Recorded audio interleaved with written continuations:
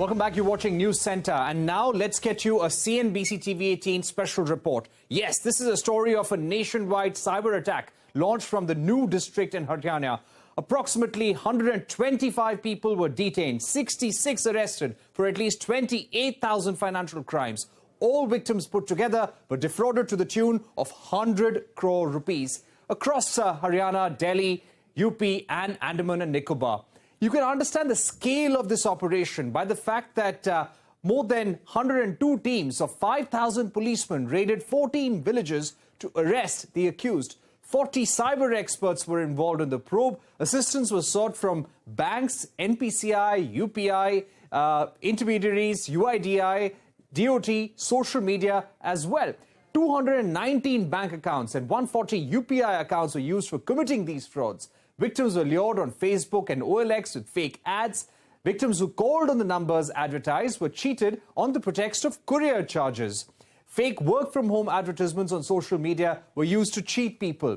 Victims were identified using UPI apps and then duped by impersonation, according to the police. Honey trapping and blackmailing people was also part of the modus operandi of these gangs. The accused were 18 to 35-year-olds working in groups of 4. They acquired SIM cards, bank account details, stolen phones, technical services through certain people in the village. At least 347 SIM cards acquired from 14 states were used in the crime. Police recovered 166 fake Aadhaar cards, 5 PAN cards, 128 ATM cards, 66 mobile phones, 99 SIM cards, 5 point-of-sale machines and 3 laptops from the accused. Earlier today, I spoke with Varun Singla, the SP of Haryana's new district, and I began by asking him about how the fraudulent activity was carried out and whether the kingpin has been identified or not. See, as far as the sophistication of the devices being used by these criminals, we could find that they were using the mobile phones and a SIM based on fake IDs. And they are using the bank accounts, which in itself were issued based on the deceit, based on playing deceit on the victims. So they were using everything fake and fraud. But as such, the technology is purely the mobile phone and the SIM that they are using for carrying out their most of the cyber crimes. Additionally, they are posting advertisements, misleading advertisements on the Facebook profiles. So for that, some used laptops and some other used the mobile devices. Mr. Singla, you had pointed out in the press release that there were certain individuals in the village who could provide the technical guidance or technical services to create fake profiles, fake websites, put out fake advertisements, provide mobile phones, fake SIM cards. So how did these people get all this data, get all these SIM cards and technical know-how? See, they have divided the whole task in a number of different smaller tasks. So a cyber criminal requires a fake SIM. He also requires a mobile which might be stolen or it might be second-hand. So he also needs a mobile phone, a cheaper mobile phone, smartphone.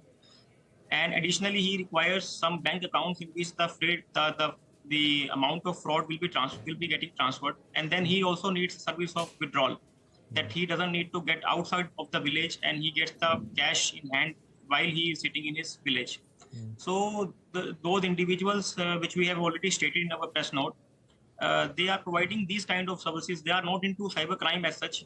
They are into providing these services, that one person is basically able to procure these SIM cards. So he's getting from somewhere in Bharatpur, or he might be in touch with some driver elsewhere, and then those drivers are roaming all around India and they are procuring SIM cards from somebody else. And like that, they are able to procure SIM cards. Additionally, as regards the bank accounts, as I already stated, that there is a separate gang who is working just upon opening the new bank accounts by displaying deceit on the victims, promising them jobs, and on the pretext of opening a job account, they fill up their credentials in the online banking system and then get their online KYC done. So they are all genuine accounts, but were registered based on the promises, fake promises. After that, the mobile number gets blocked of those victims, and these accounts then thereafter are being used for carrying out the cybercrime. Right. Mr. Singla, the statement from the police also said that these criminals used to identify names using certain UPI apps and then dupe the people via impersonation. So how were UPI apps exploited? If you had to explain a layman and warn the public, how would you do that? So it's a very simple trick that they were using. They were just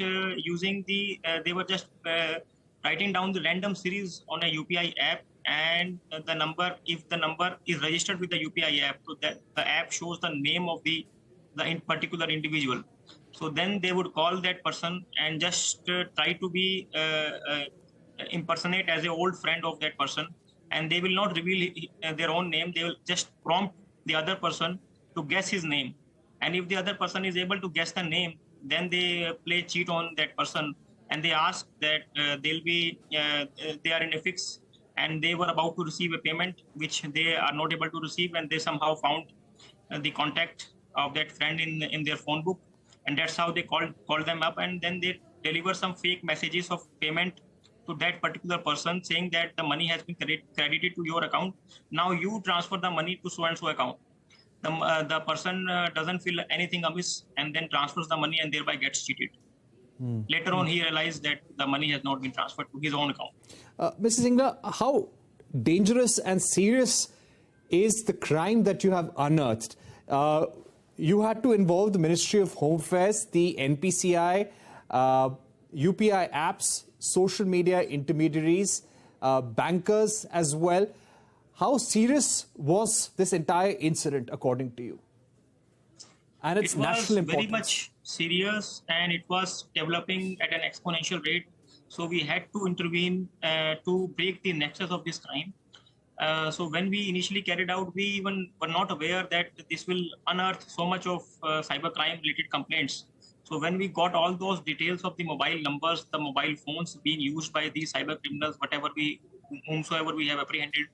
So when we shared the same with the Indian Cybercrime Coordination Center, so the Indian Cybercrime Coordination Center provided us a link, their linkages with the 28,000 complaints which have already been registered with the different states, and the total amount of the fraud was totaling around 100 crore rupees. So it was a very big racket, and by our raid, a lot of criminals have fled away the district, and their safe haven has since been destroyed, and there has been a lot of we could find that 25%, more than 25% decline in the total number of cyber complaints being received in the state of Haryana, and at the national level, as per the data from the I4C, there is a decline of around 12% in the cyber complaints. So it's a huge thing that we could achieve through this raid. All right, let's go across to Gulshan Rai, former National Cyber Security Coordinator. Mr. Rai, thank you very much for joining us. We have often heard of phishing scams, of these misleading advertisements which lead to duping people. But just the sheer scale at which this was happening, this was almost looking like a cottage industry in a Haryana village. How seriously do you think this could impact the Indian economy, the financial sector, the larger risks? Parikshit, if you recall, before this Haryana incident which you mentioned it, we have heard the name of Jamtara, and next to the Dibrugarh there was another kind of a village where this incident had been happening. Now, if you see the Netflix, you can see the Jamtara series also over there.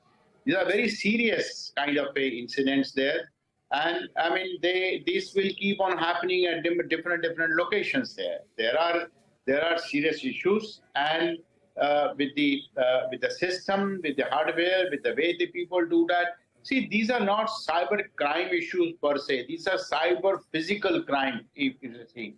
Both physical activity as well as cyber activity is involved. You require a simple intelligence and a computer system to commit those frauds there, and telephone connection there. So these can be arranged anywhere, any time. It's only you require an environment, few skilled people, you get it there, and they will start doing from different locations. I mean, this is a large scam which has come to the unearthed in a new area, in a Haryana, but such incidents are happening from across the globe, across the country. Right. What are the vulnerabilities in the system that we need to plug, Mr. Gulshan Rai? No, vulnerabilities, as I said, these are, I won't call them a cyber crime. I will call it cyber physical crime, is what I said it. Now, the vulnerabilities are in the system, the telephones or our laptops or the computers they're not put a complete antivirus kind of a software. The softwares are not updated and upgraded there. As a result, the phishing mail, the hackers exploit those systems and send the phishing mail. Second thing, the awareness is not there. They keep on sending randomly those phishing mails, and the people, without understanding what is the phishing mail, they just click it there. And while clicking, they pass over the entire data to the hackers there, and they start using the system there. That you would have heard a lot of Paytm fraud. Someone will send you 10 rupees kind of a thing, and they will say, please confirm, someone has told me to send you money, I've sent you, please confirm your number. So moment you send confirmation that your account is with them, and they start holding the thing. QR code, fake QR codes are happening. So it's a cyber plus physical crime. The awareness part, the whole my telephone system, my iPad system, they are not being properly secured there. As a result of which, lack of awareness, lack of education, and everyone, we are mindlessly going and doing the kind of electronic transaction, UPI-based transaction, or some other transaction for 5 rupees, 10 rupees, we keep on going that. Vulnerability in the mobile phone, vulnerability in the software, and vulnerability in awareness program all come together, and we get so many issues there.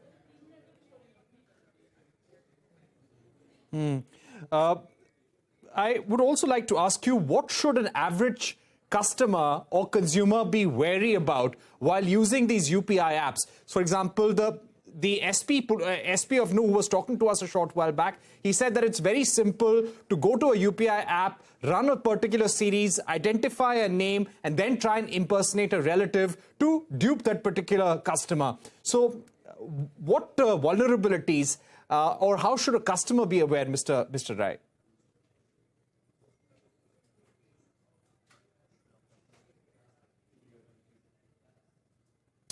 All right. We have lost that link with Mr. Gulshan Rai, but thank you so much for joining us here on this edition of News Semper. Thank you for watching. Goodbye.